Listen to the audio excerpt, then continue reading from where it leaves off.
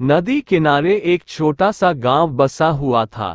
नदी गांव के लोगों के लिए पानी का प्रमुख स्रोत थी। लेकिन जब बरसात के मौसम आया और गांव में कई दिनों तक घनघोर बारिश हुई, तो नदी में बाढ़ आ गई। बाढ़ का पानी पूरे गांव में भर गया। मकान पानी में डूब गए। लोगों को सुरक्षित स्थानों पर भागना पड़ा। बाढ़ के पानी में लोगों के घरों की कई चीजें बहने लगी। उनमें दो घड़े भी थे। एक पीतल का घड़ा था और एक मिट्टी का। दोनों ही घड़े पानी में खुद को बचाने का प्रयत्न कर रहे थे।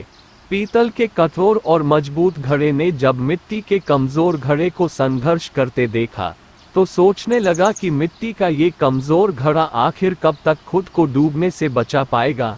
मुझे इसकी सहायता करनी चाहिए। उसने मिट्टी के घड़े से कहा, मित्र सुनो, तुम मिट्टी के बने हुए हो और बहुत कमजोर हो। बाढ़ के इस पानी में तुम अधिक दूर तक नहीं जा पाओगे और डूब जाओगे।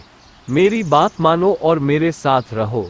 मैं तुम्हें डूबने से बचा लूंगा। मिट्टी के घड़े ने पीतल के घड़े को देखा और उत्तर दिया, मित्र, तुम्हारी सहायता के प्रस्ताव के लिए धन्यवाद, लेकिन मेरा तुम्हारे आसपास रहना मेरे सलामती के लिए उचित नहीं है। तुम ठहरे पीतल के बने घड़े और मैं मिट्टी का घड़ा। तुम बहुत कठोर और मजबूत हो। अगर तुम मुझसे टकरा गए, तो मैं तो चकनाचूर हो जाऊंगा। इसलिए तुमसे दूर रहने में ही मेरी भलाई है। मैं स्वयं ही खुद को बचाने का प्रयास करता हूँ। भगवान ने चाहा तो किसी तरह किनारे तक पहुँच ही जाऊंगा।